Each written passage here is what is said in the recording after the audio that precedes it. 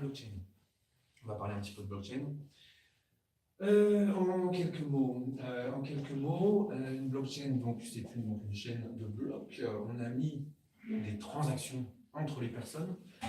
C'est pour ça que moi j'ai l'habitude de dire que, surtout, une façon d'échanger de la valeur de personne à personne, on avait l'internet de l'information, là on peut échanger de la valeur de personne à personne. Et donc on inscrit ces transactions dans chaque bloc. Et, figurez-vous, chaque bloc contient l'empreinte numérique du bloc précédent, ce qui forme une chaîne, la blockchain. Dans les aspects importants qu'il faut, à mon sens, retenir, vous avez donc cet aspect de time stamping, c'est-à-dire d'horodatage d'un certain nombre de choses, horodatage de messages, horodatage de données, de jeux de données. Vous avez là un affreux barbarisme anglais, n'est-ce pas? Donc, serverlessness, qu'est-ce que ça veut vouloir dire? En fait, on fait référence à cette espèce de nouveau paradigme où, en fait, vous avez votre back-end qui est sur la blockchain et votre interface qui est en local, sur votre propre machine. Et donc, c'est cette espèce de paradigme, en fait, où on ne fait pas confiance, on n'aime pas faire confiance au serveur pour différentes raisons, des raisons de sécurité, toutes sortes de raisons. Et donc, on s'appuie sur la blockchain. Les smart contracts, en français, les contrats autonomes. Ethereum nous permet de faire des smart contracts, des contrats autonomes. Et je voulais poser la question là rapidement, peut-être si quelqu'un avait envie de définir pour nous ce qu'est un contrat autonome. Peut-être. Ou peut-être pas. Madame, peut-être? Non? Non. J'apprends. Allez. C'est un programme déjà, c'est un programme informatique, une chose, qui va être exécuté dans la blockchain directement et qui va être exécuté lorsqu'un certain événement a lieu. Et une fois qu'on a défini ce programme et son déclenchement lors de cet événement, on ne peut plus revenir en arrière. Donc, dès que l'événement se déclenche, le smart contract se déclenchera. Typiquement, une transaction financière qui est déclenchée quand j'ai un acte notariat signé. Ça, c'est l'événement, et ça déclenche un contrat qui est le transfert de l'argent de la personne A à la personne B, et c'est inaliénable parce que c'est dans la blockchain. Très bon exemple. En fait, effectivement, c'est un programme, un bout de code qu'on a mis sur la blockchain, et effectivement, on ne peut pas modifier ou supprimer ce programme-là. Et grâce à cette technologie-là, on va pouvoir faire toutes sortes de choses. En tout cas, nous, donc, on l'utilise on l'utilise donc de différentes façons. Donc, je vais y revenir, mais il y a dans ce qu'on appelle les dApps, c'est-à-dire en fait des applications décentralisées. Où j'ai commencé à l'expliquer tout à l'heure. Vous avez la partie back-end qui est sur la blockchain, donc sous forme de contrat autonome, de smart contract, et l'interface en local. Il y a un projet qui est très intéressant qui pousse ce paradigme à fond. C'est un projet qui s'appelle DAppNode, si ça vous intéresse de chercher, vous avez à fond ce paradigme-là. On l'utilise. Vous avez ces tokens. Ces tokens, c'est tout simplement un seul contrat autonome qui fait peut-être une centaine de lignes de code et qui dit voilà, quand Jean-Michel a +1, Françoise a -1. C'est tout ce que fait un contrat d'un token, donc ces actifs numériques, type RLC. Donc le RLC, ça c'est la monnaie d'usage interne à iExec. Donc ça c'est une chose en tout cas, donc on a fait en utilisant donc, la blockchain, et grâce à ces smart contracts, ces contrats autonomes, on peut aussi proposer différents types de consensus. Pour ce qui nous concerne, le consensus d'iExec, ça s'appelle le Proof of Contribution, je vais y revenir, on l'appelle aussi POCO.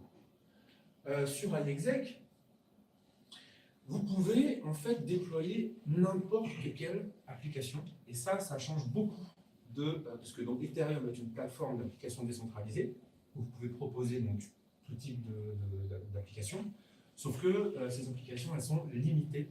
Elles sont limitées parce que ça coûte de l'argent dès qu'on souhaite exécuter du programme, du code sur la blockchain Ethereum. Et donc, en quelque sorte, on peut dire que iExec étend un petit peu ses capacités, ses fonctionnalités de la blockchain pour des applications plus généralistes. Voilà. On s'inscrit en fait dans cet écosystème d'entreprises dites blockchain. Vous avez, je vais simplement parler là de l'EEA, Enterprise Ethereum Alliance, c'est en fait un consortium d'entreprises.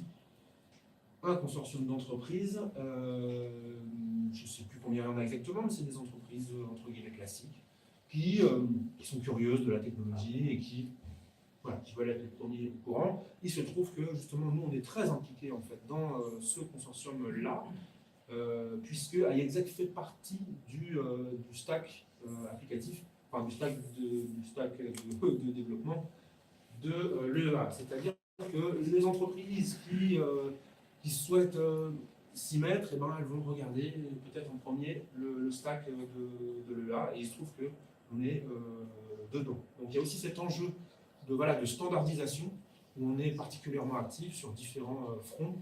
Donc je ne vais pas tous les citer. Voilà, on fait pas mal de choses avec Ethereum, on fait avancer, donc là vraiment sur des sujets de pointe, etc. Et on travaille également avec Parity, par exemple. Voilà. Bien, alors, iExec. iExec, on est dans une plateforme de partage de ressources informatiques. Alors ça, qu'est-ce que ça veut dire? Qu'est-ce que c'est qu'une ressource informatique? Alors vous avez d'abord les jeux de données, les datasets, les datas, qu'on va pouvoir valoriser sur la plateforme. Ça, c'est une première chose. Vous avez les serveurs providers, donc nous on appelle les worker pools, je vais y revenir, qui eux fournissent, les serveurs providers, ils fournissent de la puissance de calcul. Voilà. Ils fournissent de la puissance de calcul. Donc ils vont pareil, ils vont la partager sur le réseau. C'est ce qu'on appelle, hein, on est typiquement là dans ce qu'on appelle la sharing economy, même on appelle ça même le true sharing economy, puisqu'on est décentralisé et on laisse en fait le contrôle à tous les acteurs en fait. Donc sharing economy au sens de Rifkin, etc. Il y a aussi sur cette plateforme les fournisseurs d'applications, donc les développeurs, qui eux vont pouvoir valoriser leurs applications et en contrôler l'usage de leurs applications, etc. Donc ça, je vais y revenir aussi. Alors, comment ça marche? Vous avez ce qu'on appelle un App Store, où vous avez listé toutes les applications qui fonctionnent sur iExec. Donc ça, c'est déjà en ligne. Hein. D'ailleurs, c'est un des premiers éléments en fait, d'iExec. Hein. C'était dans la version 1 en novembre 2017. Alors, comment ça fonctionne? J'arrive, moi je suis utilisateur, je vais utiliser une application, par exemple Blender, et donc je vais cliquer sur Submit. Alors, avant de cliquer sur Submit Work, en fait, je clique sur Submit Work, et là, en fait, ce que je vais faire, c'est que je vais personnaliser cette tâche en donnant un certain nombre de paramètres et en indiquant éventuellement un dataset. Et là, je vais cliquer simplement sur Run. Et là, je vais me retrouver sur la marketplace d'iExec, qui se présente un petit peu comme une interface de trading. Il faut savoir que c'est une partie qui ne sera pas forcément présentée, mise en valeur, etc. Mais je voulais quand même la montrer parce que c'est un petit peu au cœur du réseau. Et donc c'est là où vous avez offre et demande de puissance de calcul, entre autres, qui entrent en contact, n'est-ce pas? Et donc vous avez par exemple l'order book par ici, et donc moi je viens du App Store et j'ai en fait mes paramètres qui sont déjà renseignés, qui sont donc pré-remplis, et donc j'ai plus qu'à choisir qui parmi les fournisseurs avec qui je vais travailler en fait. Et ensuite donc vous avez donc une fois que le trade deal est scellé, eh bien il se retrouve donc dans cette partie-là. On a donné des catégories de puissance de calcul. Voilà. Et donc tout se passe en RLC, qui est la monnaie d'usage, la monnaie interne d'iExec. Donc par exemple, je vais acheter une tâche de catégorie 4 à 2 RLC, par exemple, n'importe quoi. Voilà. Ça, c'est la marketplace d'Exec. Là, vous avez là ce qu'on appelle un explorer. Alors, un explorer on va dire dans la blockchain, c'est quoi? C'est un service qui va scanner la blockchain. En l'occurrence, là, il s'agit de la blockchain Ethereum, donc plus certaines améliorations. Et donc, sur l'explorer d'Exec, vous pouvez voir plusieurs choses. Donc, tous les deals qui ont eu lieu sur la marketplace. Là, attention, c'est une vue exclusive, hein, la version 3 de l'explorer. Vous avez donc les tâches qui ont été, est-ce qu'elles ont été, est-ce qu'elles sont finies d'exécuter, est-ce que certaines sont en cours, etc. Vous voyez ici toutes les applis qui ont été enregistrées sur le App Store. Et vous avez aussi donc les datasets qui ont été mis à disposition sur le Data Store, et ainsi que les tout derniers, donc les worker pools qui ont été déployés sur la plateforme. Alors les worker pools, ils sont là. Là, c'est pareil, on est encore très très fiers en fait, de travailler avec ces gens-là, à savoir TF Cloud, TF Cloud, c'est le groupe Tongfang, c'est un groupe chinois absolument monstrueux qui s'est plugué à la marketplace. Vous avez donc d'autres, on peut citer donc, IBM, on peut citer, donc, on travaille aussi donc, avec Intel.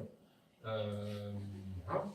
Ce que je voulais vous dire, je vais profiter de cette slide-là, simplement pour vous dire qu'aujourd'hui, en fait, on n'a pas beaucoup de choix entre, si j'ai par exemple une application qui est gourmande en ressources, on n'a pas beaucoup de choix, c'est soit ça se passe sur des data centers éloignés, soit ça se passe en local. On n'a pas vraiment de solution intermédiaire, et ça c'est un problème qu'il faut résoudre, et bon, ben, nous on vient avec notre solution. Ce qui est intéressant aussi à noter, c'est que les utilisateurs ont déjà le choix sur le type de ressources qu'ils souhaitent utiliser. Donc par exemple, si je veux du pas cher, si je veux le moins cher, j'ai le moins cher. Si je veux du local, j'ai du local, c'est-à-dire, par exemple, on a ce partenaire-ci qui s'appelle Steamergy, qui font tourner des serveurs. Enfin, les serveurs du Steamergy permettent de faire chauffer de l'eau qui font chauffer donc, des résidences étudiantes ou une piscine. Ils font chauffer une piscine à Paris aussi, nos amis de Steamergy. Et donc, on peut avoir aussi du local. Ça fait partie des choix qu'on a d'ores et déjà en fait, sur Exec. Et si on a besoin de plus de...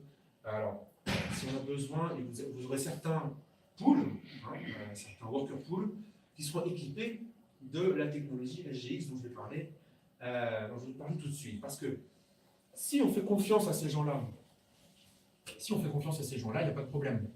Sauf qu'on ne leur fait pas confiance. Pourtant, même des partenaires, même des grands noms, etc.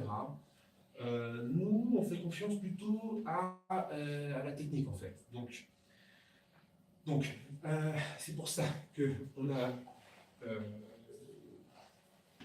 beaucoup misé sur cette technologie qui s'appelle SGX, qui est une solution de TEE, pour Trusted Execution Environment. Alors, on va mettre Zidane parce que on va pas. Ce qu'il faut retenir, en fait, c'est que c'est une technologie qui est très récente, proposée à l'origine par Intel. Intel est un fondeur de microprocesseurs, et il se trouve que cette technologie va être sur tous les ordinateurs qui vont sortir, tous les processeurs proposés par Intel. Et ce qu'il faut retenir, c'est que quand on dit end-to-end, c'est-à-dire de bout en bout, c'est-à-dire qu'en fait, on va protéger en fait, les données de bout en bout. Et ça, c'est quelque chose qu'on a sorti, qui marche déjà, qu'on a sorti en novembre dernier, pendant la DEFCON, en novembre. Et donc, en amont, votre jeu de données, il est chiffré. Ah oui, j'ai oublié de dire que, oui, en quoi ça consiste exactement. Donc, ces technologies SGX, en quoi ça consiste? En fait, ce sont des enclaves hardware dans votre ordinateur. Donc, il y a une partie de votre ordinateur, une sorte de bulle, qui fait que qu'on est protégé de la machine haute. Voilà. Et donc, les données sont chiffrées en amont, les données sont traitées dans cet environnement, dans l'enclave, donc également chiffrées, et les résultats sont également chiffrés. Voilà. Ce qui va nous permettre d'être, par exemple, de respecter un certain nombre de normes qui sont d'ailleurs imposées tout récemment.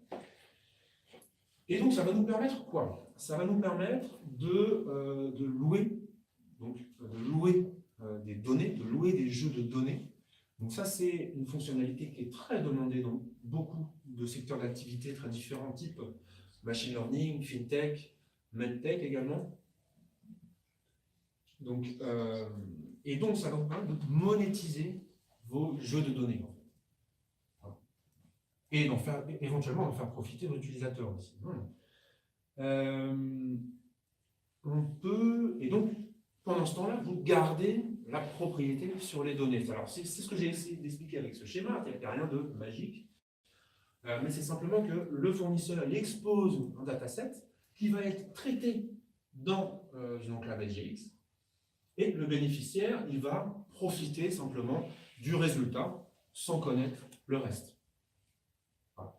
Et par contre, tout ça vous avez toutes sortes de certificats, tout ça est auditable, etc. Donc ça, c'est une partie de ce qu'on propose. On va pouvoir aussi permettre en fait, aux entreprises petites, moyennes, grandes, et donc aux développeurs aussi, de monétiser leur application. C'est-à-dire une fois que leur application est sur la plateforme, eh bien, tout le monde y a accès. Et donc, c'est aux auteurs de l'application de contrôler l'usage de leur application. Voilà. Quelques collaborations qui sont en cours. Donc, on travaille avec ces gens-là. Je n'ai pas cité Ubisoft tout à l'heure. Donc, on travaille aussi avec des académiques, type TU Dresden, type Shanghai Tech, qui est une énorme université en Chine. Et donc, vous avez quelques, dans les projets qui ont déjà utilisé ce qu'on fait, eh bien, vous avez assez naturellement, en fait, le machine learning qui revient pour différentes raisons, que ce soit, alors c'est des parties d'application, ça peut être aussi bien le training d'un modèle que l'inférence d'un modèle, que d'autres choses. Vous avez cet exemple au sein de l'université d'Amsterdam où ils font de la classification de texte, ce qu'on appelle NLP, Natural Language Processing. Chez le London Imperial College, vous avez un projet qui s'appelle OpenMall, où là ils font de l'exploration de modèles. Alors là, j'ai oublié le terme technique. Attends, je vais sortir quand même. L'étude paramétrique, voilà, très important.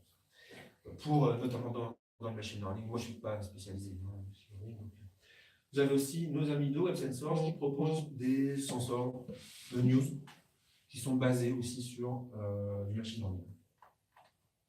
Ce qui arrive, alors quoi d'autre dans la V3 d'IXL, dont la sortie est prévue en mai. Donc simplement très rapidement, vous avez la notion Open Decentralized Brokering, c'est-à-dire que vous êtes autour de la marketplace, vous allez avoir des brokers qui vont se charger de faire matcher, en fait, de faire matcher ces ressources ensemble. Je ne sais pas si je suis très clair, mais là, vous avez le middleware qui a été aussi redesigné, donc ça a été un travail important, effectué et livré le 20 janvier 2019. Le SDK qui s'est adapté à tout ça, l'apparition du data store qui est aussi quelque chose de nouveau sur la plateforme, la solution TE pour Trusted Environment Execution dont j'ai déjà parlé, et aussi des améliorations donc, du protocole en lui-même.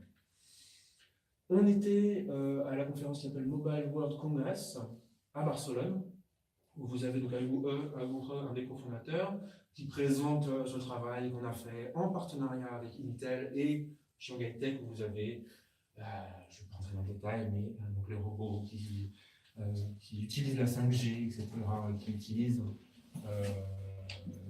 aussi l'exec. Voilà, donc là, on est très content de vous accueillir aujourd'hui. On va pouvoir, donc après une présentation un petit peu plus générale, on va pouvoir mettre un petit peu les mains dedans. Et ça, c'est aussi assez unique, en fait, on va dire. Et nous sommes particulièrement disponibles si vous avez la moindre question. Si c'est plutôt, on va dire, technique, support à taille exec, ou si c'est plus général, contact à taille exec, et mon adresse à moi qui est disponible aussi. Merci. Bonsoir, je m'appelle Olivier Néraud, je viens de la recherche en sciences cognitives, réseaux neuronaux. Aujourd'hui, je fais du conseil en innovation et de plus en plus, justement, IA et blockchain. Donc, je vais vous parler de ces deux axes en 20 minutes. Je ne vais pas du tout parler de technologie, j'ai plus envie de vous faire passer une vision sur ma propre expérience de ces sujets-là et essayer d'illustrer et de montrer que je pense, j'espère, j'envisage que c'est un vrai changement sociétal qui se prépare.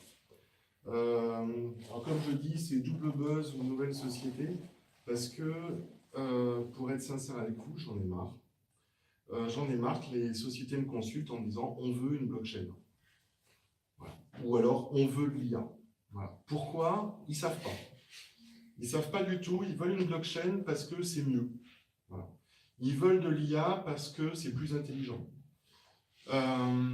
Et en général, d'expérience, j'ai tendance à les provoquer, à dire vous voulez de la blockchain, donc vous voulez vous déposséder de vos données. Ah non, surtout pas. Parce que, bon, je vais essayer de donner une petite définition très rapide, de ce que je comprends, de ce qu'est blockchain et de ce qu'est IA. Blockchain, pour moi, ce sont quand même deux révolutions dans l'histoire technologique et dans l'histoire humaine. Blockchain, pour moi, c'est la première fois dans l'histoire humaine qu'on arrive à créer des informations et des données ouvertes, complètement ouvertes, partagées, lisibles, mais absolument infalsifiables. Jusqu'à présent, que ce soit la plaque de marbre, que ce soit nos ordinateurs, que ce soit nos serveurs, nos disques durs, les disquettes, tout ce qu'on a inventé ne permettait pas d'avoir des données ouvertes que tout le monde peut consulter et dont on peut garantir qu'elles ne seront pas modifiées.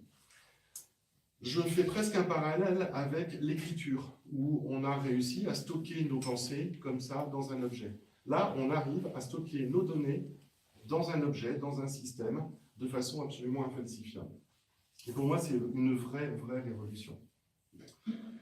L'IA, c'est la même chose. On en entend parler depuis les années 60, mais même avant, hein, ça fait partie des mythes humains, d'essayer, dans un système artificiel, de mettre ce que l'on appelle de l'intelligence.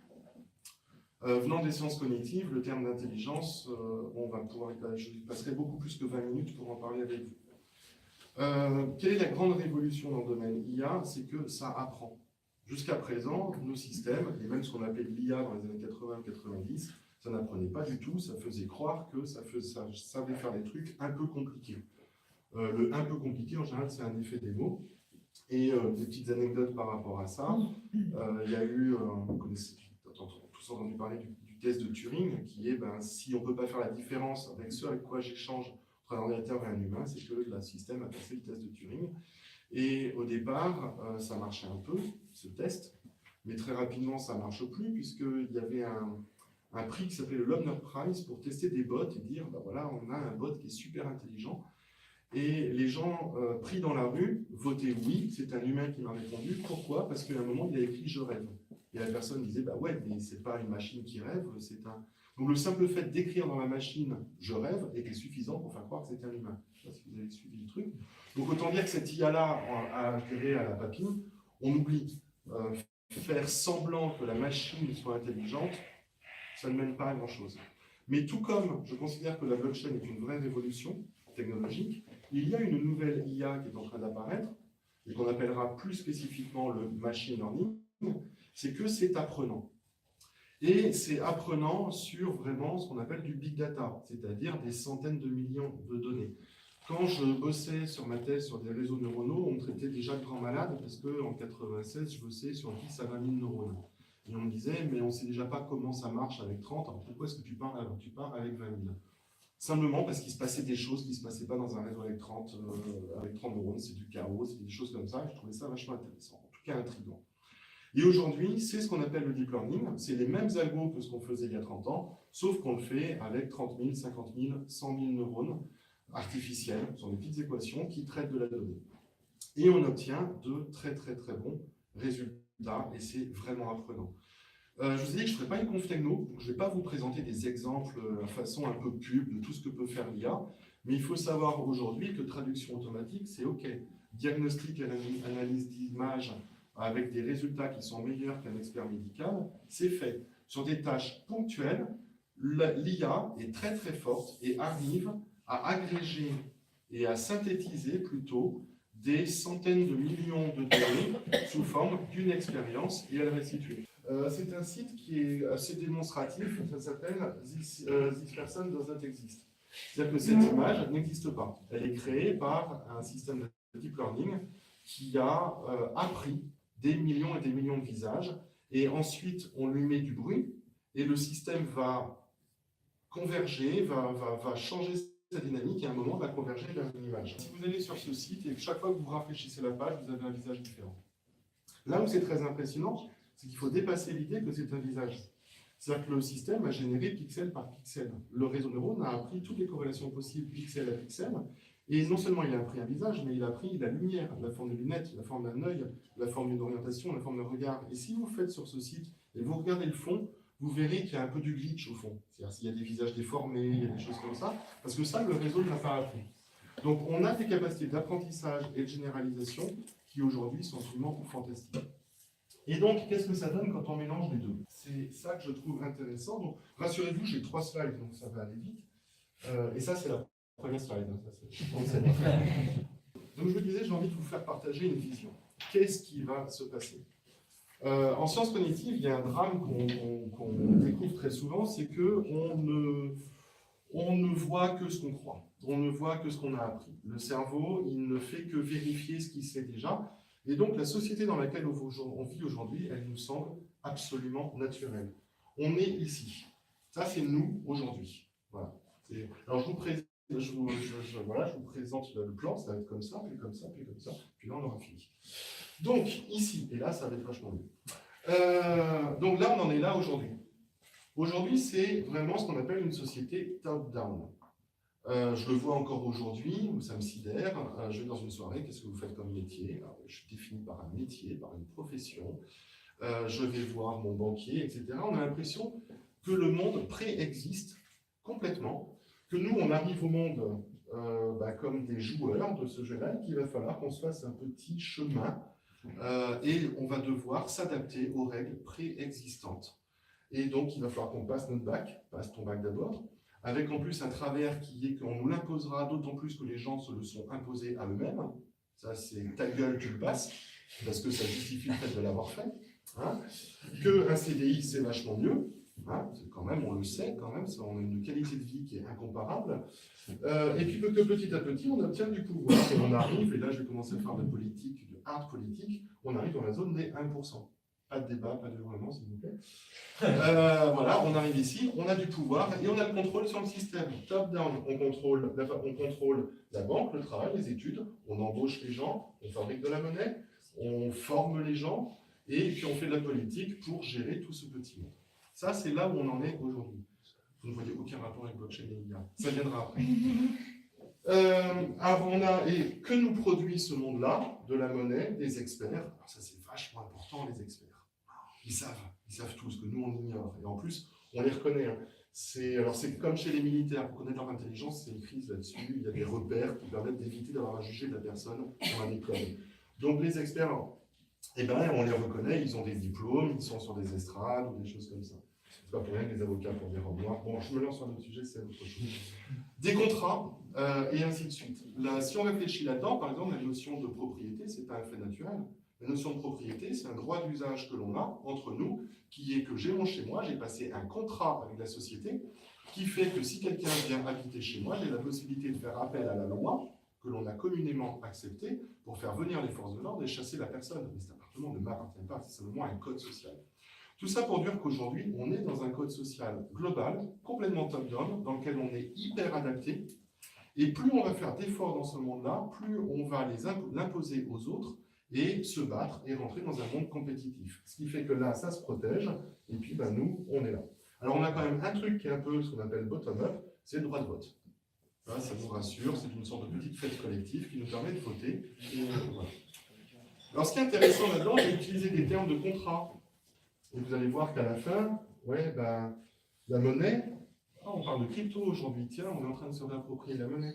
Les experts, il commence à y avoir des oracles, il commence à y avoir des décisions collectives, ce qu'on appelle des DAO, les contrats, il commence à y avoir des smart contrats. La loi, on dit code is law, tiens, est-ce que la programmation ne pourrait pas les titres, il y a ce qu'on appelle les tokens de réputation, des choses comme ça.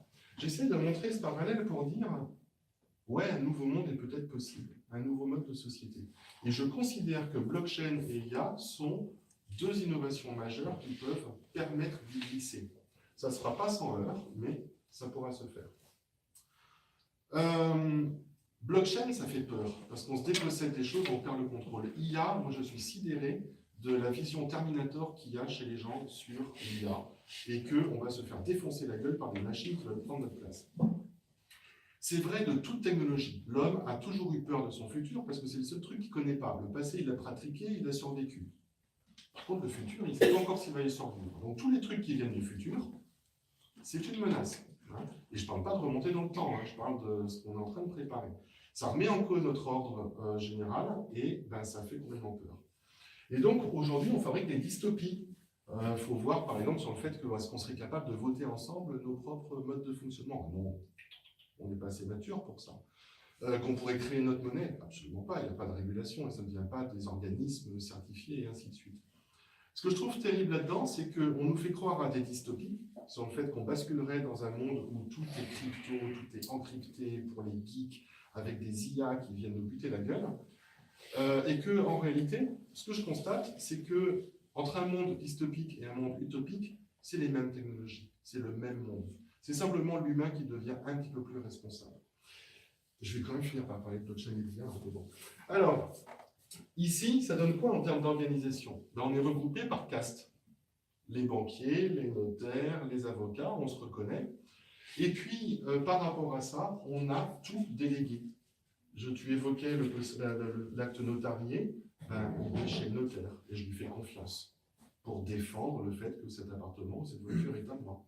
Je fais confiance à ma banque pour que dans ses grands registres et dans son grand ordinateur mondial, les chiffres qui soient indiqués soient les bons, et qu'il n'y ait pas une erreur qui fait que d'un seul coup, je me retrouve avec je ne sais pas quoi. Et pourtant, il y en a des erreurs. Et plus on s'obstine là-dedans, plus on est obligé de blinder. Parce qu'aujourd'hui, on est dans un univers qui est totalement informatisé, donc les échanges se font très vite, et on fabrique de la data à profusion. De la data à profusion, ça fait que notre banque, elle doit se blinder de plus en plus, et c'est sans fin. Et c'est dans un monde de plus en plus sclérosé. Et donc, elle va me demander de plus en plus de garanties, de plus en plus de certitudes, de plus en plus de codes pour que je puisse y rentrer.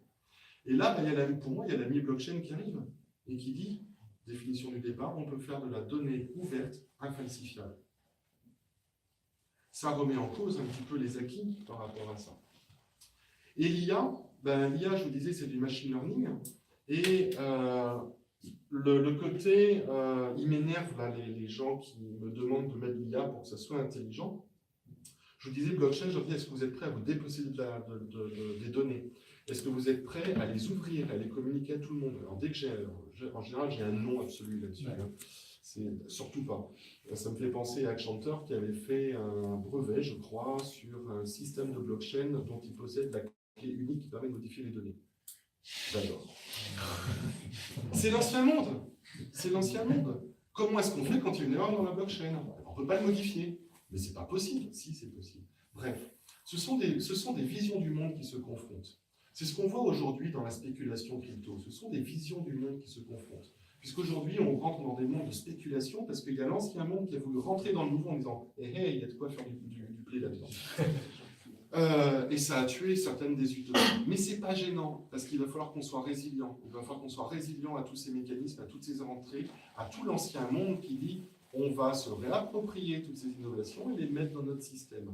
C'est ce que j'ai vécu avec le peer-to-peer dans les années 2000. C'est pas grave, les utilités continuent. Donc, on se sclérose. Et puis, les gens vont faire autorité. Voilà, c'est vraiment les autorités. Autorité bancaire par rapport à la fait de prêter de l'argent, de fabriquer de l'argent. Autorité de la loi, autorité de la société, donc qui va me proposer un CDI dans lequel je... etc. etc. L'autorité, c'est quoi? C'est l'exercice du pouvoir sans la force.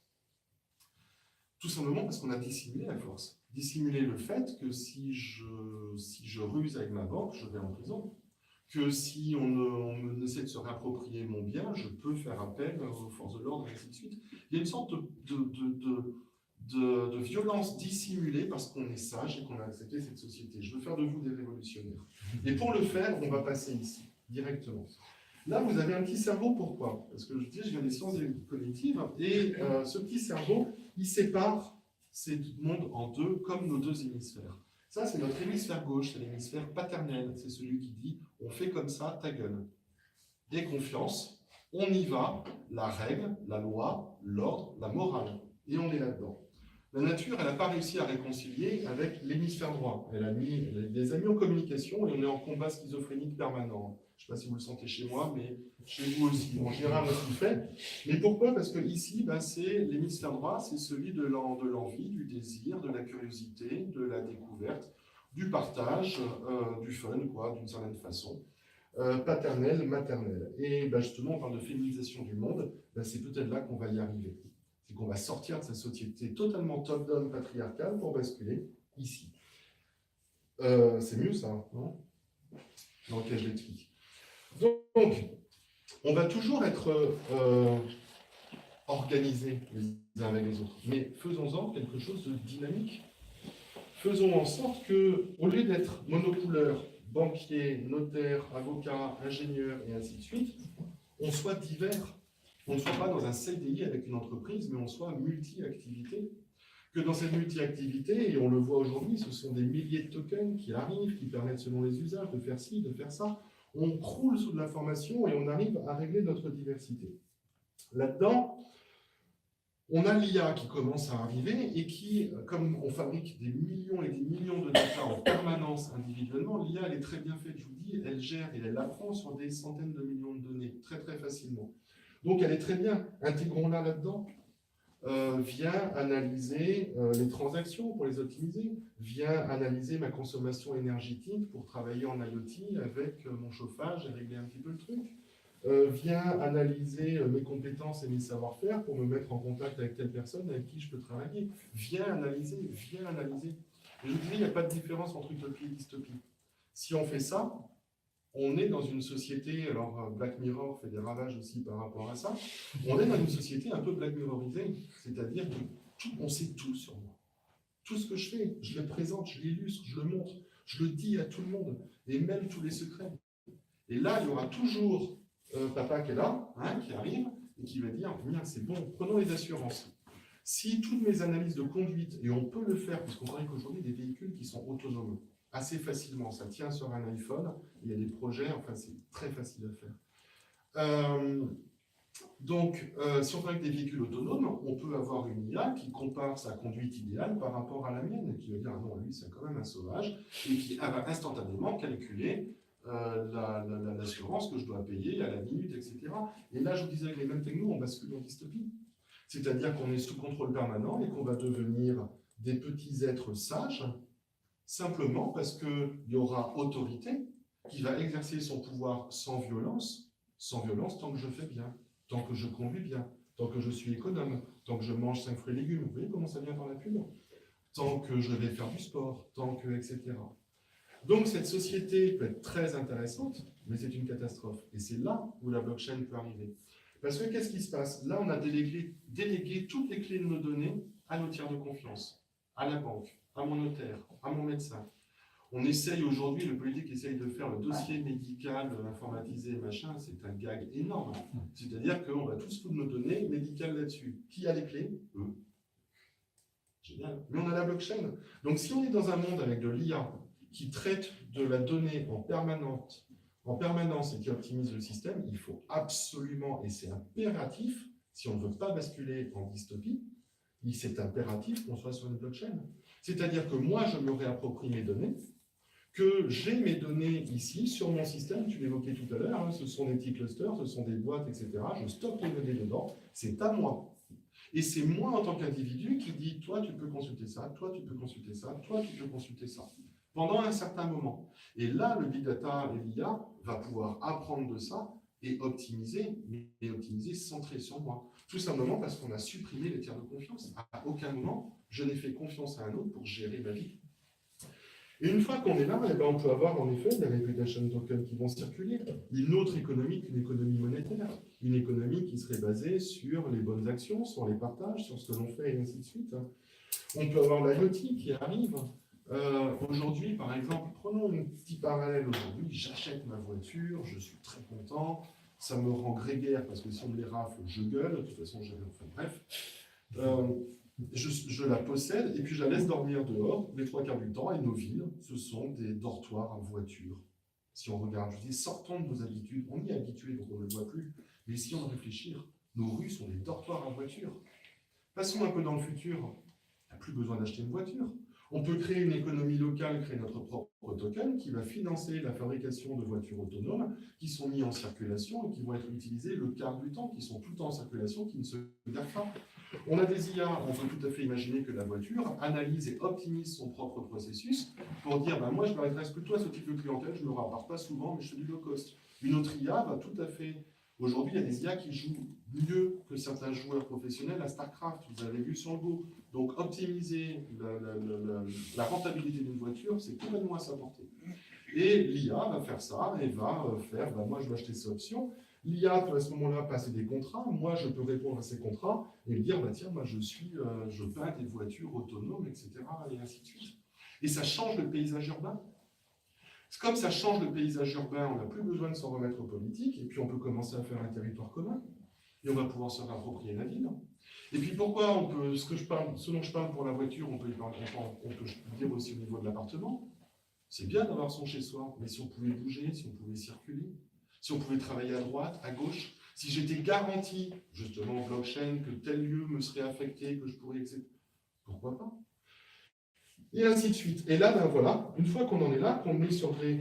C'est un peu ça, hein. Mais ça, c'est mort, c'est statique, c'est figé. C'est le 1% qui veut maintenir l'ordre établi parce qu'ils ont atteint les privilèges qu'ils souhaitaient. Là, c'est toujours des individus entre eux qui s'organisent, mais c'est dynamique. Ça change, ça bouge, ça vit. Et là, on peut passer donc à l'autre modèle. Là, tout vient d'en bas, et bien là, tout vient de nous. Et on commence à avoir les prémices aujourd'hui dans, la blockchain. La blockchain, on l'a créée entre nous, on l'a certifiée entre nous. On n'a pas, même si Accenture l'a essayé, on n'a pas un organisme certifieur de blockchain. Non, c'est entre nous. On peut le faire. Après, je prends ETH, donc Ethereum a causé smart contracts. On peut les écrire entre nous, on peut les publier. Ça permet de publier un programme visible par tous, analysable par tous, infalsifiable et instoppable. Fabuleux. N'importe qui peut le faire. C'est pas compliqué. Franchement, essayer, c'est pas compliqué. Et il y a des gens aujourd'hui qui développent même des proto-langages pour pouvoir faire des smart contracts de façon graphique. Là, on arrive à Code is Law. Oui, pourquoi est-ce qu'on s'en remet à cette loi qui a été décidée par d'autres? Pourquoi est-ce qu'on ne la fabriquerait pas? Pourquoi est-ce qu'on ne passerait pas d'une morale à une forme d'éthique, d'une éthique du vivre ensemble? Parce qu'on s'apprend les uns les autres. Et ensuite, on va sur les DAO, les Decentralized Autonomous Organizations, donc je vous invite à vous renseigner là-dessus. C'est basé sur les cryptos, c'est basé sur la blockchain, c'est basé sur tout ça. C'est comment est-ce qu'on peut imaginer des formes de gouvernance collective qui ne sont pas basées sur la centralisation et sur le fait de déléguer à quelqu'un les décisions. Comment est-ce qu'on peut prendre des décisions ensemble?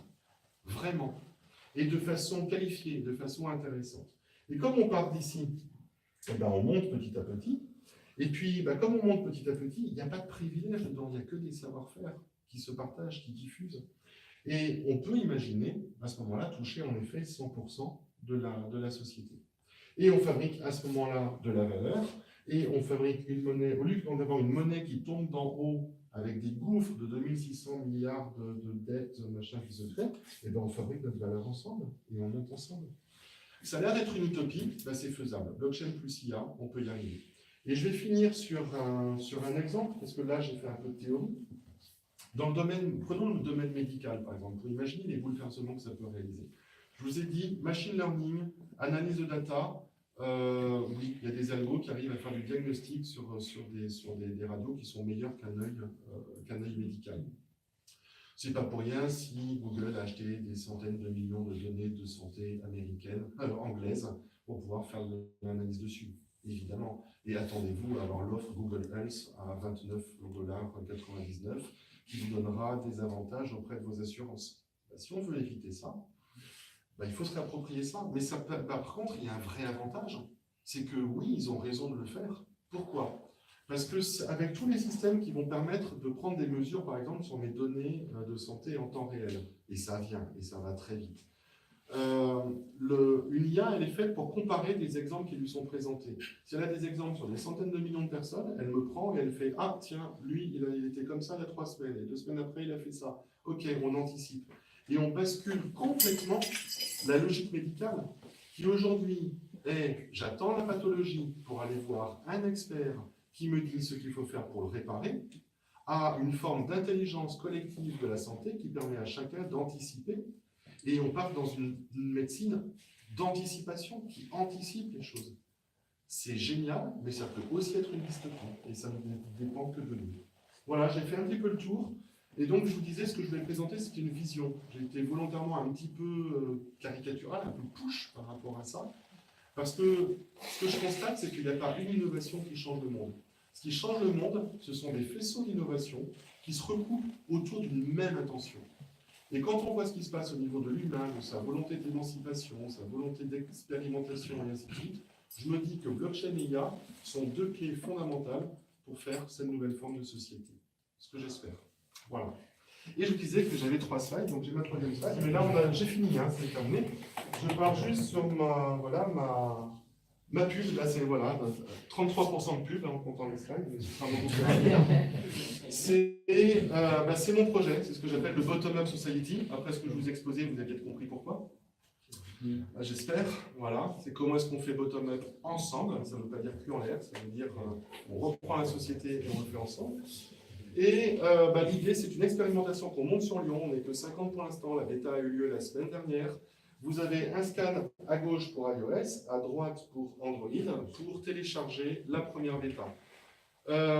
C'est le tout début. Ça permet de faire quoi? Ça permet à chacun de récupérer des tokens et de commencer à faire des transactions entre nous, de services, de biens. Et l'idée, pour l'instant, elle ne fait pas grand-chose cette appli. On est tout en bas du slide que je vous ai présenté. On est au tout début. Et ils ont une crypto-économie qui nous permet de faire des choses ensemble. Et on va quoi apprendre? Ce système, je le montre selon les principes dont je vous ai parlé, c'est-à-dire qu'on va se réunir donc, le jeudi 7 mars.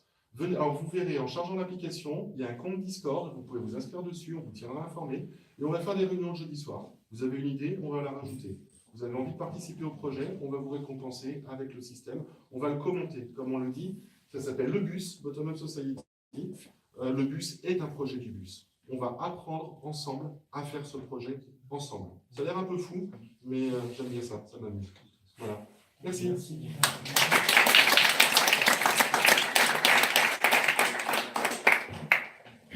Merci beaucoup Olivier. Je vous invite vraiment à aller jeter un coup d'œil.